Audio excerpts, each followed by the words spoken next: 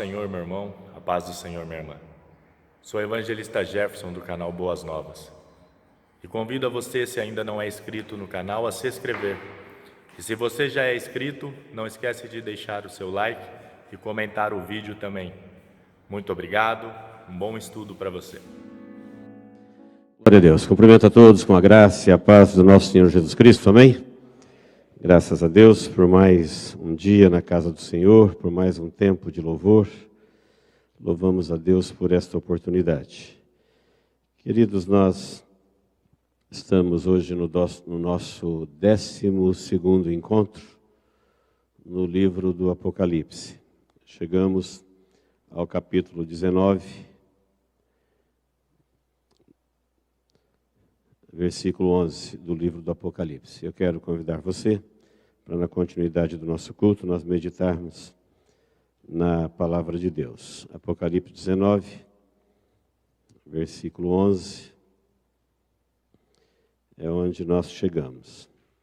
Mas antes, feche os seus olhos aí onde você estiver, qualquer lugar, assistindo, participando conosco. Vamos falar com Deus. Deus, em nome de Jesus, obrigado, Senhor, por mais um dia de vida. Obrigado pela oportunidade que o Senhor nos dá de nos reunirmos aqui na Tua casa e também com todas as pessoas que estão conosco online. Onde elas estiverem, ó Deus, nós estamos unidos agora em um só coração, em uma só fé, em um só propósito, para Te louvar, para Te adorar, para ouvir a Tua palavra. Pedimos em nome de Jesus, através dela, fale conosco mais uma vez. Nosso coração está aberto, nós precisamos, ó Deus, de ouvir a Tua voz, ouvir a Tua palavra, e pedimos que o Teu Espírito Santo ministre ela ao nosso coração agora, em nome de Jesus. Amém. Você pode dizer amém? Amém. Apocalipse, capítulo 20, né? Nós chegamos no capítulo 20. Terminamos o 19, chegamos no capítulo 20 e paramos no versículo 11. Então, para quem está acompanhando conosco, nós já passamos do milênio.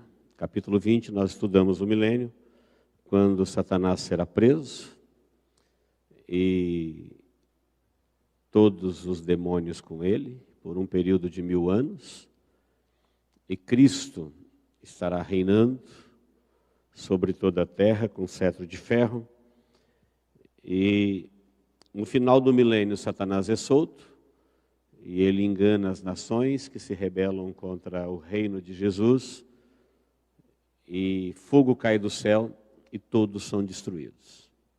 Capítulo 20 termina falando que a terra toda foi destruída, somente Israel é salvo e entra na vida pós-milênio. Somente Israel é preservado. Terminou o tempo da expiação de Israel. Aí, na continuação da visão de João, no final do capítulo 20, vem o juízo do grande trono branco. Então, para a gente ligar um assunto ao outro, vamos lembrar que em 24, Apocalipse 20, versículo 4, nós lemos de Jesus reinando por 1000 anos e a igreja com ele. Vou ler o 4 de novo. Havia também tronos, e neste sentaram aqueles a quais foi dada a autoridade de julgar. Vi as almas dos decapitados por causa do testemunho de Jesus. Foram aqueles que foram mortos depois do arrebatamento. Bem como por causa da palavra de Deus. Tantos quantos não adoraram a besta. Então, nos 7 anos da grande tribulação, eles não aceitaram a marca da besta e não adoraram, por isso eles foram decapitados.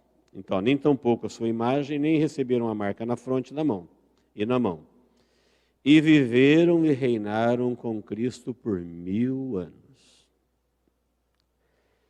O versículo 5 diz assim: os restantes dos mortos não reviveram, até que se completassem os 1000 anos. Esta é a primeira ressurreição. Então vamos demarcar algumas informações aqui para a gente não fazer confusão. Desde que o homem existe, ele passou a morrer, todos os mortos, eles ressuscitarão em 2 períodos. um chamado na Bíblia de a primeira ressurreição, que ressuscita somente os salvos. Quando eles ressuscitarão? Por ocasião do arrebatamento da igreja, antes da grande tribulação. Isso pode se cumprir a qualquer momento. Alguém ressuscitou antes? Não. Todo mundo que morreu, ele está vivo, porém, ele está no estado intermediário. Se ele morreu salvo, ele está no paraíso. Se ele morreu perdido, ele está no Hades, aguardando a ressurreição. Eles estão em um lugar de onde eles não podem sair, conforme você vê em Lucas 16. Então, a primeira ressurreição, ela aconteceu no arrebatamento. Jesus, quando ressuscitou, um grupo de pessoas ressuscitou com eles. Foram consideradas as primícias da colheita. No arrebatamento da igreja é a grande colheita, a grande maioria dos salvos. E esses que foram ressuscitados depois do arrebatamento é o rabisco da colheita. Eles foram ressuscitados um a um. Nós vimos isso na quarta-feira passada. O restante, diz o texto, eles não ressuscitaram. Esta é a primeira ressurreição. O versículo 5 é claro. Os demais não ressuscitaram, esses ressuscitaram e os demais não. E esta é a primeira ressurreição. E o versículo 6 ainda diz: bem-aventurado e santo é aquele que faz parte da primeira ressurreição, porque sobre eles não terá direito, né, eles não entrarão, não terá autoridade sobre eles a segunda morte. Então, primeira ressurreição não passa pela segunda morte. Segunda ressurreição, eles passarão pela segunda morte. Ainda, como introdução, em João 25, 28 e 29, lá no Evangelho, João 5, versículo 28 e 29, Jesus avisou que chegaria a hora em que todos que estão no túmulo ouviriam a sua voz. Uns para a salvação e outros para a condenação. Todos ressuscitariam. Uma ressurreição está 1000 anos distante da outra. 1007 anos. Mas uns para a salvação e outros para a condenação. Isso foi dito também por Daniel, Jesus em vários lugares. Fala a respeito da ressurreição para a perdição e da ressurreição para a salvação. Em Marcos 9, 44, nós temos Jesus falando que lá o verme não morre, ou seja, a consciência humana. O camarada sabe quem ele é, sabe que está na perdição, tem consciência que está lá, o verme não morre. E o fogo não apaga. Estou falando no Evangelho de Marcos 9, 44. Várias vezes Jesus ensinou parábolas do reino dizendo: e nos últimos dias, quem for para a condenação, lá haverá pranto, choro e ranger de dente para todo sempre. Nós chegamos no versículo 10, e você vai ver que o diabo foi lançado no lago de fogo, lá já estava o falso profeta, o anticristo, e todos que não tinham o seu nome no livro da vida. Agora, depois de 1000 anos, eles estão lá vivos ainda. Não morreu, não foram extintos. Então, nem o diabo morreu, nem o falso profeta, nem o anticristo, eles estão na morte, eles estão vivos depois de 1000 anos. Chegamos no versículo de número 11. Chegamos no versículo de número 11, onde João vê no céu um trono. Versículo 11, ó, vi um grande trono branco, e aquele que se assenta no trono, de cuja presença fugiram a terra e o céu, e não se achou lugar para eles. Então ele estava vendo no céu, aí ele viu quando aparece o trono de Deus, e diante da visão de Deus e do seu trono, os céus e a terra fugiram. Não é que eles desapareceram, saiu de cena. É como se tivesse dado um zoom, focado no trono de Deus. O trono é branco, daí a expressão que a gente fala, o grande juízo do trono branco. Por que grande juízo do trono branco? Porque o trono do juízo final é branco. Foi daqui que vem a expressão que todo mundo diz, o juízo do trono branco. Aí ele viu o juízo do trono branco e os céus e a terra saíram de cena. Versículo 12, vi também os mortos, grandes e pequenos, postos em pé diante do trono. Então se abriram os livros.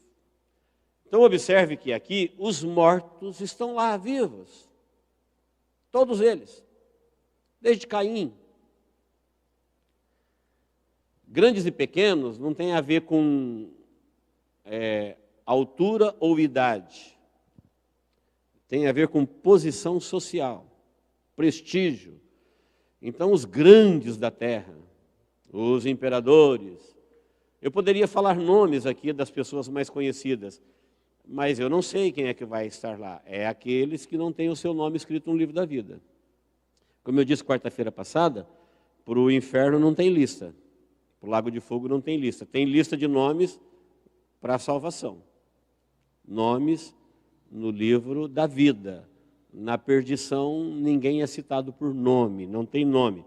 Mas diz que todos eles estavam lá. Então, as pessoas que fazem parte da história, desde a época do Éden, passando por todas as idades, pelos reis, pelos faraós, pelos imperadores, pelos genocidas, pelas pessoas, todos eles, todos os mortos, até o último homem que vai morrer, quando terminar o milênio, que vai cair fogo do céu e consumir tudo que é perecível na terra, todos perecerão. Depois do milênio, então agora acabou o tempo do tempo. Agora vem um novo e eterno estado. E para entrar nesse novo e eterno estado, a primeira coisa que João vê é que tudo desaparece, surge o trono, e diante do trono estão todos os mortos, estão lá, vivos, com os seus corpos que viveram, diante do trono, e então abriram-se livros. Que livros? E ainda outro livro, o livro da vida.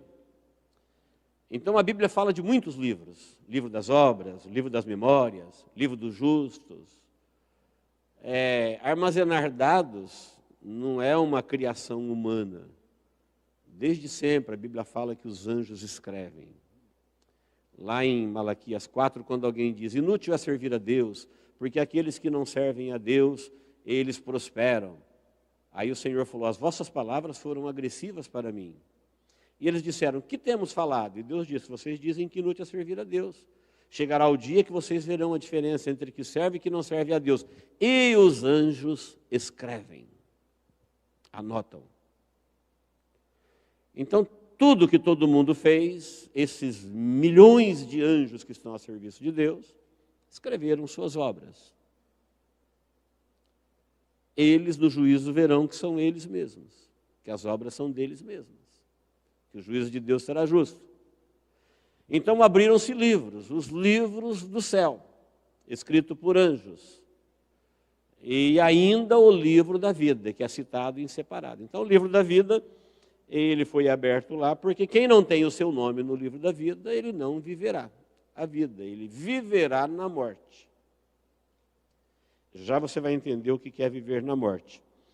E os mortos, versículo 12 ainda, foram julgados segundo as suas obras, conforme o que se achava escrito nos livros. Ficará claro neste juízo que Deus não cometeu injustiça, que as pessoas que foram salvas, elas eram tão pecadoras quanto as que vão ser condenadas. E os que vão ser condenados, eles não eram piores do que os que foram salvos. A raça humana é igual. A diferença é que eles aceitaram o Salvador que Deus providenciou, e os outros rejeitaram. Então, porque eles rejeitaram, eles não têm o seu nome no livro da vida. Deus não quis condenar o homem. Se Deus quisesse condenar o homem, Ele não revelaria isso aqui para a gente o tempo todo. Como é que vai ser o juízo, quais são os crimes que eles serão condenados. Isso é uma prova que Deus não quer condenar ninguém. O tempo todo Ele apela, Ele oferece, Ele se revela ao ser humano para não encontrá-lo no juízo. Mas aqueles que de tudo não quiseram, então eles serão julgados. Porque essas pessoas não confiaram em Deus, elas confiaram nelas mesmas, elas confiaram no falso, no errado.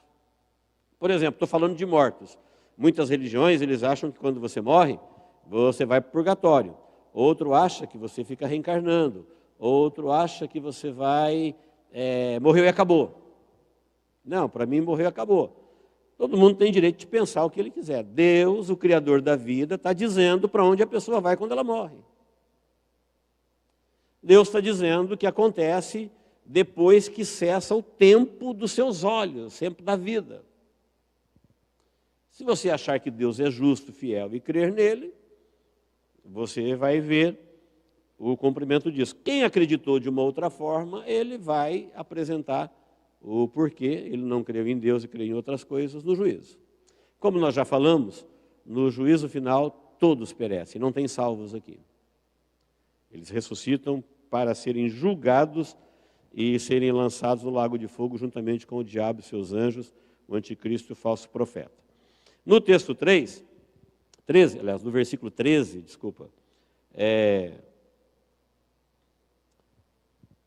diz que deu o mar os mortos que nele estavam.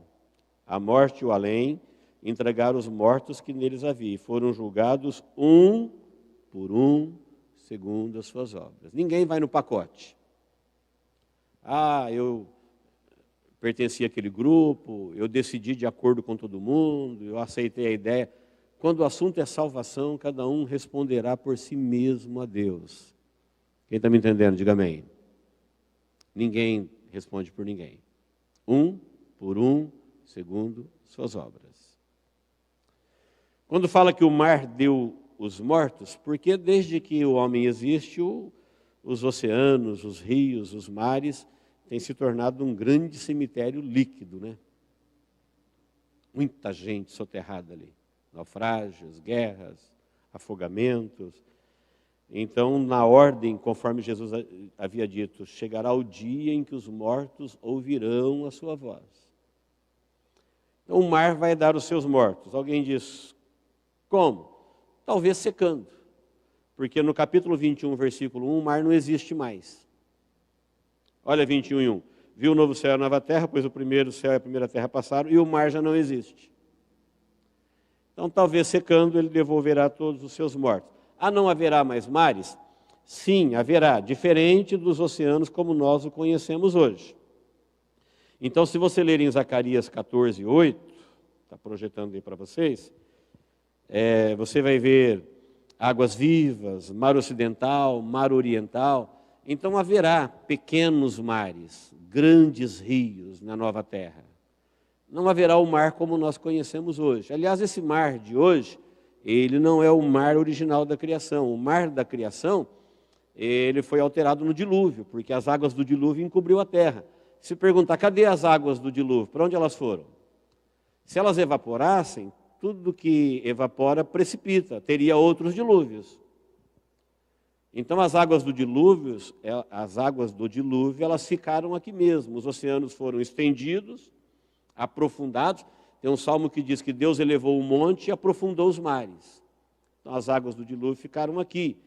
E quando você olha o mapa mundi,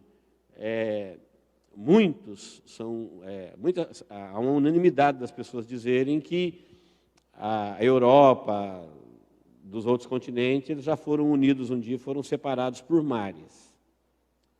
Então, o mar ele passará por outra alteração, mas existirá mares. Esses textos que eu citei para os irmãos, de Zacarias 14 e Isaías 65, são textos que falam já da terra no seu estado original. E os mares estão lá. São pequenos mares, grandes rios, lençóis freáticos na nova terra e assim por diante. Então, quando fala que a morte e o além vai entregar os seus mortos, ou o mar, os seus mortos, está falando que todos. A morte e o além aqui é uma tradução mal feita, quer dizer Hades, é o inferno. Então, todos os mortos que estiver lá, eles serão devolvidos e se apresentarão com os seus corpos para serem julgados no grande juízo do trono branco, que é o chamado juízo final. E o versículo 14 diz assim, então a morte e o inferno foram lançados para dentro do lago de fogo. Esta é a segunda morte, o lago de fogo. E se alguém não foi achado inscrito, veja que é inscrito, não é escrito. Qual a diferença? Escrito é quando você escreve. Inscrito é quando você se candidata a. Por exemplo, quando você quer prestar um concurso, você não escreve seu nome lá, você se inscreve, você se propõe a. Você tem interesse. Essas pessoas se interessaram pelo céu. Elas se interessaram pela salvação. Elas cumpriram com os quesitos. Elas foram fiéis. Elas foram obedientes. Elas estão inscritas. Tem a participação delas, teve o interesse delas. Abriu-se a oportunidade do céu, elas se inscreveram.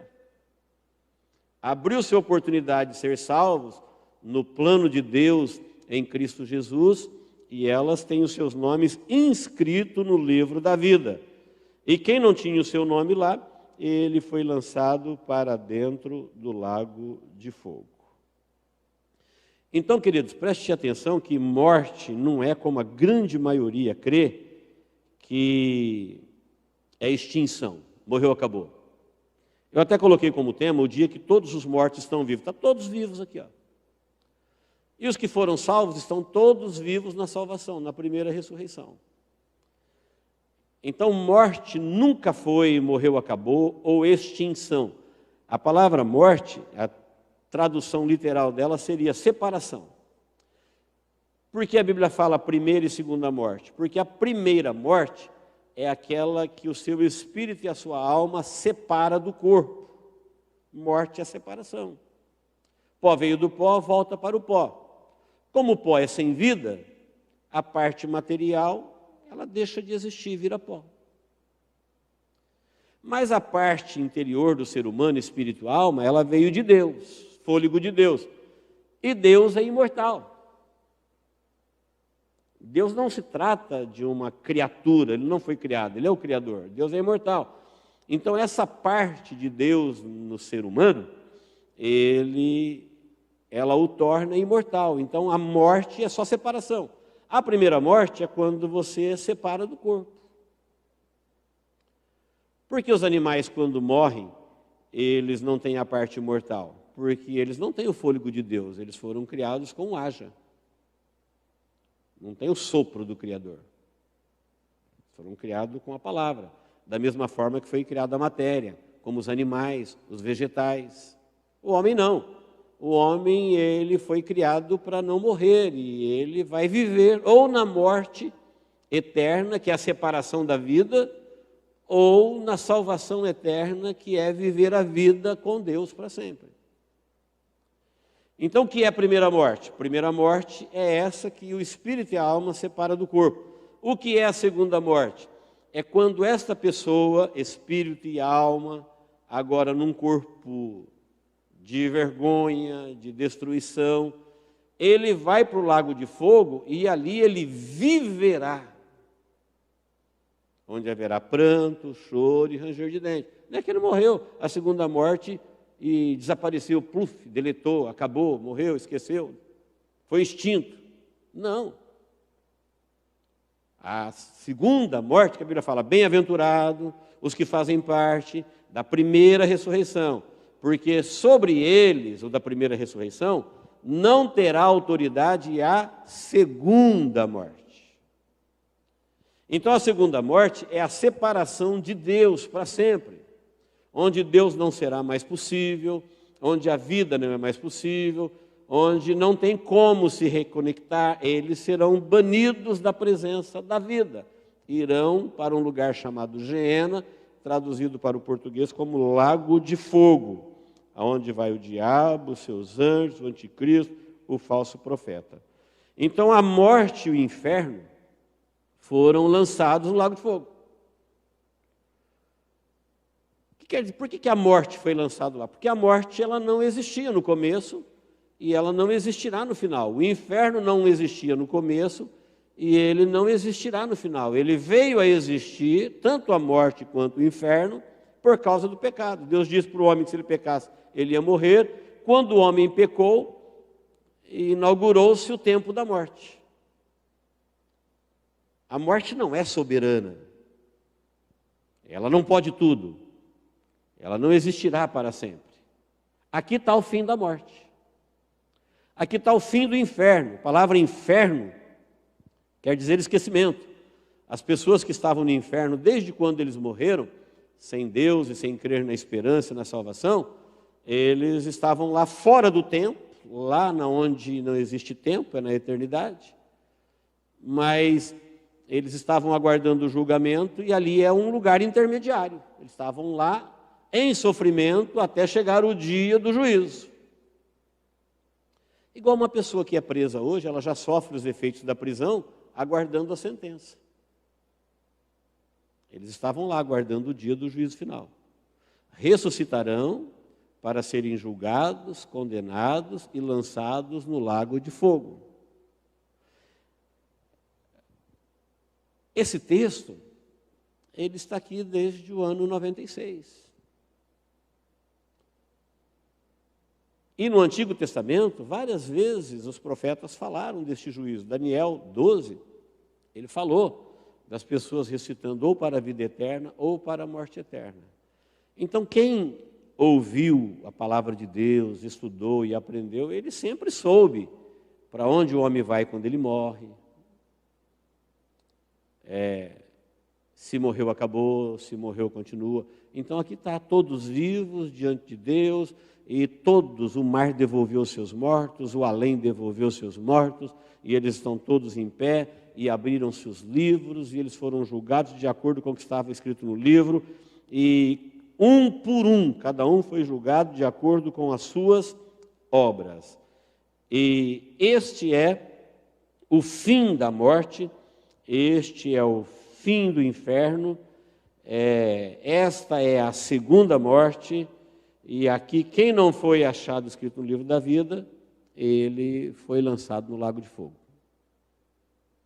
Aqui termina a caminhada da humanidade desde Adão. Aqui terminou o tempo. Terminou o tempo do homem, terminou o tempo do diabo, terminou o tempo do tempo. A partir daqui, a visão ela entra na eternidade. O que é eternidade? Eternidade é a ausência de tempo. Não é uma espécie de tempo. Esse tempo que nós falamos é anos, meses, dias, horas, segundos. Ele é chamado de cronos, cronômetro. Cronos. Ele passou a existir desde que Deus criou o sol e a lua e houve tarde de manhã. Capítulo 21 agora não tem mais sol e lua, não tem mais tarde de manhã, já não haverá mais noite na nova cidade. Então, semana que vem nós vamos aprender sobre a Nova Jerusalém, como é que será a vida no estado eterno, no estado perfeito, no estado eterno. Aqui termina o tempo de todas as coisas. 21:1 começa o novo céu e a nova terra. Então viu um novo céu e a nova terra, pois o primeiro céu e a primeira terra passaram e o mar já não existe, já falamos do mar. Este céu que é novo, não é o céu onde Deus habita. Deus vai criar um novo céu lá onde Ele mora? Não. Este céu que será renovado é este céu que foi contaminado pela ação de Satanás, dos demônios, que ficaram, desde que o inimigo foi expulso do céu à terra, ele passou a ocupar os ares.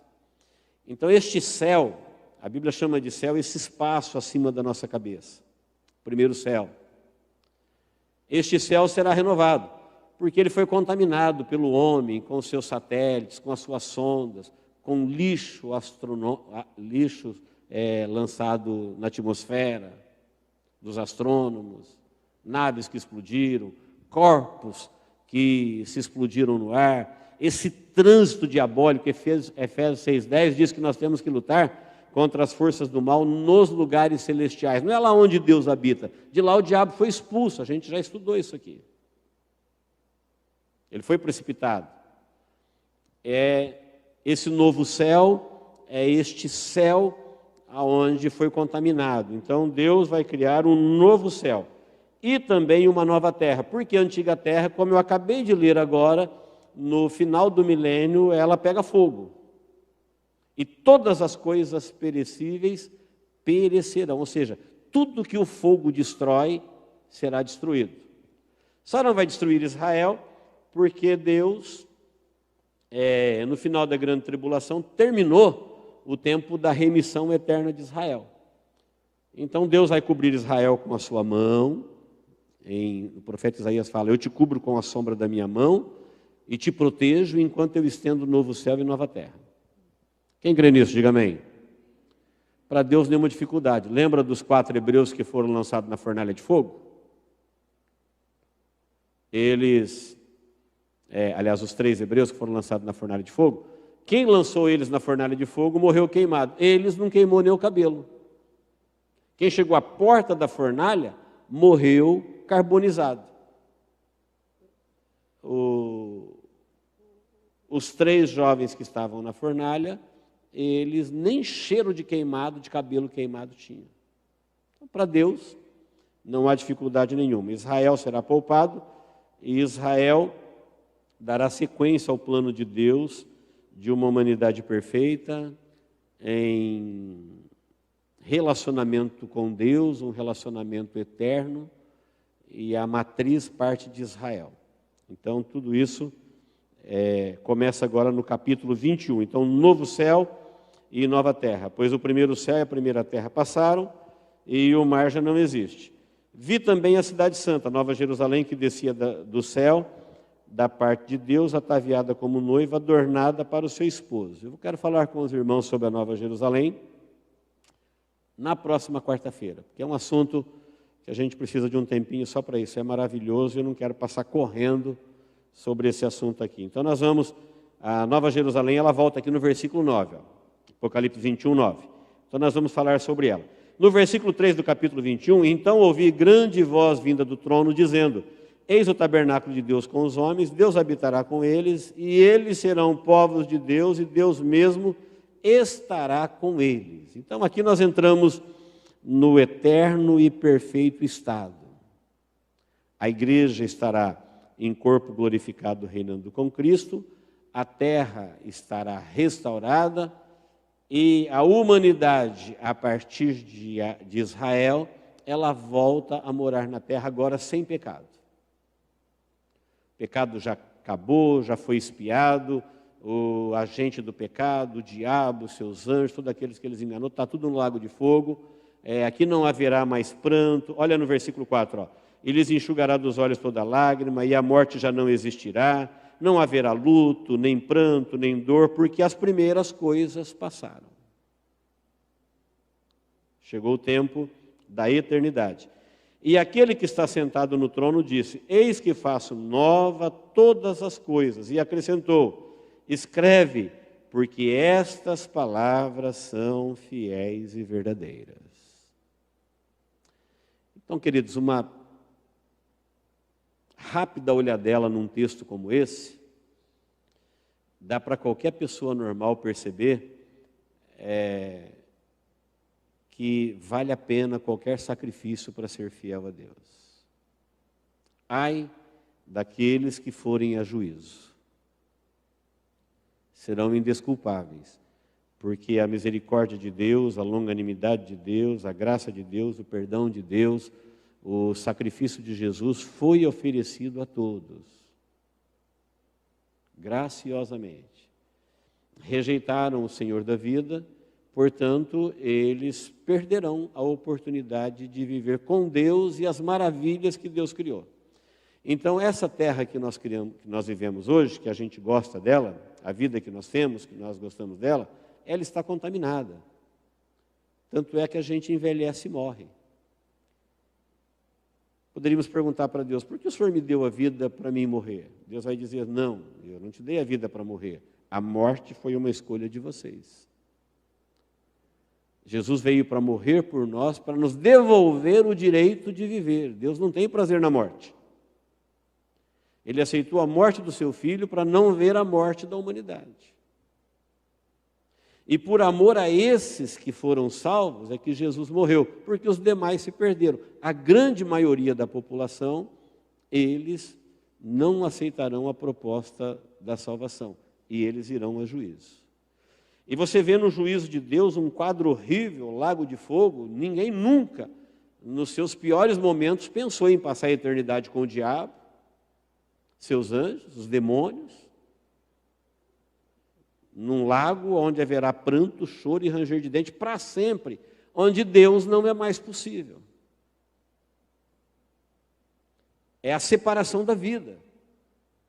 Viver não é mais possível, eles viverão, aquilo que eles viverão é a morte. Já viu alguém em intenso sofrimento hoje? Isso é uma pálida comparação, tá? Alguém vivendo em intenso sofrimento, alguém diz, mas isso não é vida. É verdade, está sofrendo, está com dores, está vegetando. Ele não tem prazer em viver, em comer, em olhar, se relacionar. Alguém fala, não, isso não é mais vida. É exatamente isso. Lá no Lago de Fogo, isso não é vida. Por isso fala, viver na morte. Mas eles estarão vivos, vivendo isso. E a vida não será possível. Enquanto que no capítulo 21, você vai ver agora Deus habitando com os homens, terra e céu se tornando o mesmo povo. E Deus diz, e eles serão meus filhos. E eu lhes serei seu Deus. Finalzinho do versículo 3, ó. Eles serão povos de Deus e Deus mesmo estará com eles. Versículo 7. O vencedor herdará essas coisas e eu lhe serei Deus e ele me será filho. Filho. Sabe o que é ser adotado na família de Deus? Você que tem uma ideia de família, você sabe quanto que a família é importante? Agora você pode imaginar você fazer parte da família de Deus e Deus é o seu pai, você é seu filho. É isso que Deus preparou. Então, o versículo 6 diz, olha, tudo isso já está feito. Está pronto. O crono só está andando, o calendário só está andando, vai chegar o dia. O que João está vendo é uma realidade, só falta chegar. Por isso a Bíblia fala o dia do arrebatamento, o dia. Ela não diz talvez um dia, ela fala o dia, ou seja, o dia já existe. Como Deus mora fora do tempo, na eternidade, Ele vê todo o tempo, então para Deus o amanhã, o hoje, o ontem, está tudo diante dEle. É o que o versículo 6 diz, ó. Eu sou o alfa, o ômega, o princípio e o fim. Eu a quem tem sede darei de graça da fonte da água da vida. Então as pessoas viverão a vida humana aqui na terra e eles receberão a fonte da água da vida que mantém eles vivos para sempre. E quanto custa isso? De graça. E a terra será como Deus havia planejado no princípio, uma terra onde a família humana de Deus existirá como Deus havia projetado em Adão e Eva. Então o plano de Deus foi adiado por causa do pecado, mas aqui no capítulo 21 se consuma o plano de Deus. Por que o vencedor herdará? Herdar quer dizer que você vai ganhar de graça. Isso aqui não é por mérito, os méritos é de Jesus. Mas ao mesmo tempo você tem que ser vencedor. Quando o termo é vencedor, quer dizer que você teve que lutar por isso. Não tem vencedor de nada. Alguém não pode falar, eu venci, você perguntar, venceu o que? Ele fala, nada. Não, se tem vencedor, teve disputa, teve batalha, teve luta, teve oportunidade de perder-se. Existia a chance de perder-se? Sim. Então o vencedor, ele herdará. Por que vencedor? Porque ele venceu as trevas, ele venceu o mundo, ele venceu a carne, ele venceu as barreiras. A vida cristã é cheia de desafios. Muita gente desiste da vida cristã, não é porque ele não confia em Deus, nem está interessado nas bênçãos. É porque ele não vence os desafios. A nossa própria carne milita contra a gente, a carne não se converte. Se ela dominar a tua vida, ela te leva à desistência, à deserção. Por quê? Porque ela não quer sair da sua zona de conforto. Olha o que vai dizer o versículo 8. Quando fala dos salvos, que serão filhos de Deus, os vencedores, aí no versículo 8 ele diz: quanto porém aos covardes. Olha, covardia não é um pecado difícil de cometer. Tem gente que ele diz assim: nunca matei, nunca roubei, ele acha que está salvo. A salvação não tem nada a ver com os pecados humanos. É verdade que os salvos, eles foram perdoados e abandonaram suas práticas pagãs. Mas a salvação é pelos méritos de Cristo. E uma vez que Jesus te dá a chance de viver novamente, olha quem são reprovados aqui: os covardes. O nosso dicionário define covarde como medrosos, traiçoeiros. As pessoas que fogem dos desafios. A igreja, ela está repleta de heróis, de valorosos, de corajosos. Não é uma coisa genuinamente cristã a covardia. Covardia para assumir Deus, covardia para assumir o compromisso, covardia para pregar a verdade, covardia para enfrentar a carne, covardia para enfrentar o que tiver que enfrentar. O que você trocaria pela vida eterna? Você diria: não, nada. Foi por isso que muitos morreram, heroicamente. A chance é vida eterna ou viver. Eles diziam vida eterna, por isso eles foram mortos, martirizados. Se Jesus não aceitasse morrer corajosamente na cruz, ele viveria como homem. Ele não tinha que morrer, ele não tinha pecado, a morte é salário do pecado. Mas se ele não morresse pelo meu pecado, ele viveria, e nós não. E corajosamente, Jesus foi para a morte. Os covardes, os incrédulos. O que é incrédulos? Pessoas que não conseguem crer. Eu estou falando de coisas grandiosas. Céu, cavalaria celestial, ao lado de Jesus, reinando. Nós vamos ver agora, quarta-feira que vem, a cidade santa que desce do céu. É uma coisa da gente ficar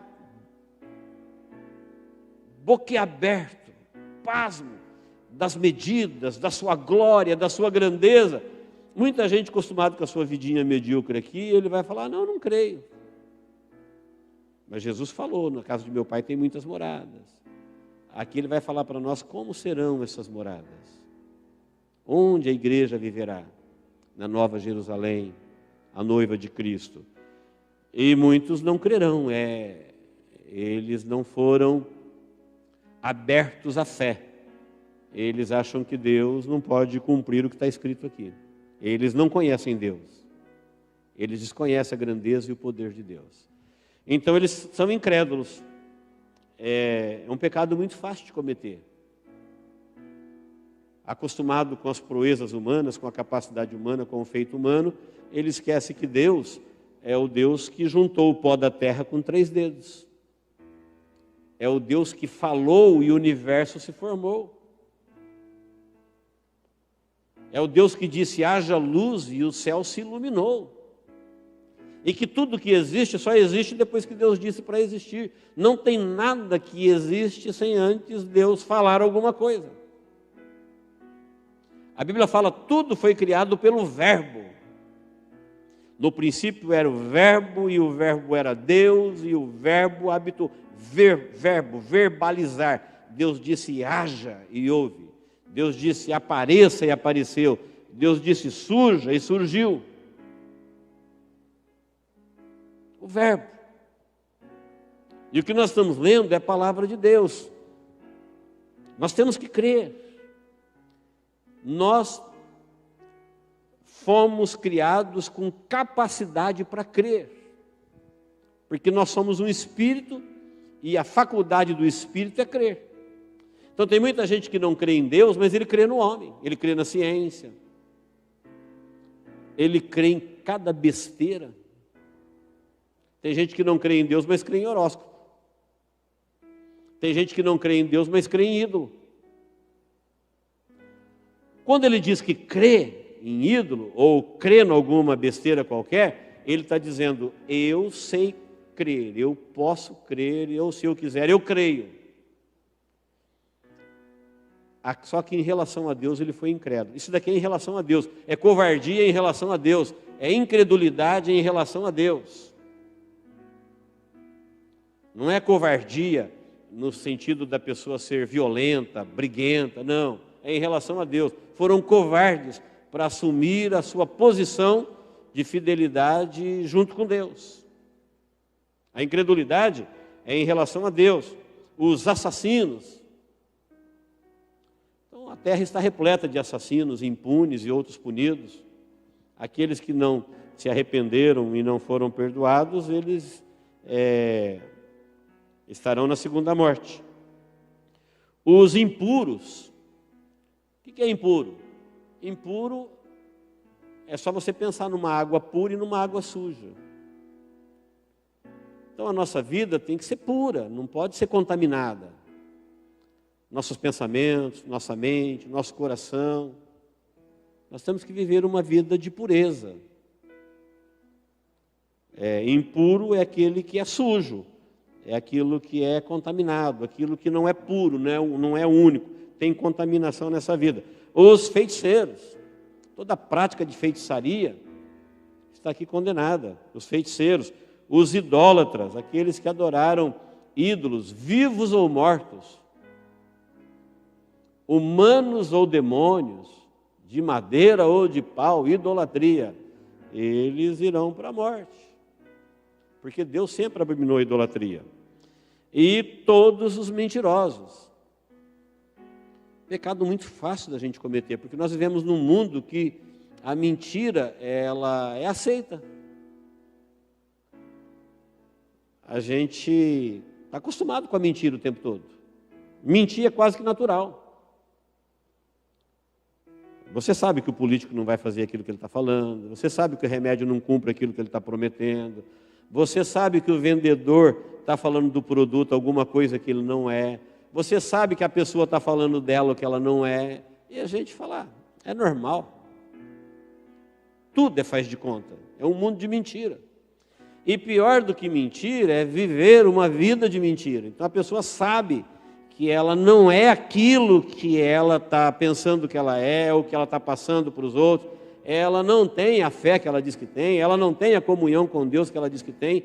Pior do que mentir na vida, ela vive uma vida de mentira. O cristão, ele tem que aprender a ser o que ele é, ele não pode ter vergonha de ser pequeno, ser humilde, ter falhas, ter erros. Nós não podemos viver uma mentira para alcançar qualquer que seja o objetivo. Por quê? Porque os mentirosos, eles irão para a segunda morte. Já pensou alguém ir para a segunda morte só porque não conseguiu se livrar da mentira? A mentira nunca trouxe benefício para as pessoas para sempre. Ela pode trazer um benefício temporário, mas ela sempre traz mais prejuízo do que benefício.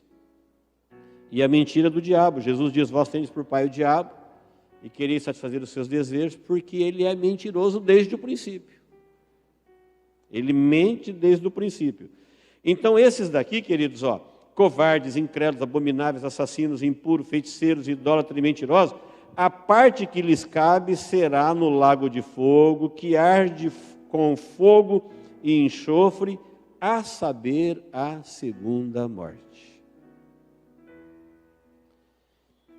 Nós sabemos isso de antemão. E nós temos que nos livrar dessas práticas. Ou nos esforçarmos ao máximo para vivermos uma vida de pureza, uma vida de verdade, uma vida de adoração a Deus, porque é assim que é o povo de Deus. Uma vez lavado e remido pelo sangue de Jesus, nós não fomos libertos ainda da presença do pecado. Então o pecado está sempre presente, mas nós já fomos libertos da prática. Lá na cruz, Jesus nos libertou do poder do pecado. Quando o Espírito Santo veio habitar em nós, Ele nos libertou da prática do pecado. Então, praticar o pecado intencionalmente não é uma prática cristã. Quando ele está na prática do pecado, ele rompe com Deus. Ele não consegue ficar na presença de Deus e praticando o pecado voluntariamente. Mas nós não estamos imunes de pecar. Nós podemos pecar até quando a gente não quer pecar. Podemos errar até quando a gente não quer errar. Porém, nós sabemos que isso aqui não faz parte da nossa vida. Nossa vida não é uma vida de idolatria, de incredulidade, de abominação, de impureza, de mentira, de feitiçaria. Fomos libertos disso.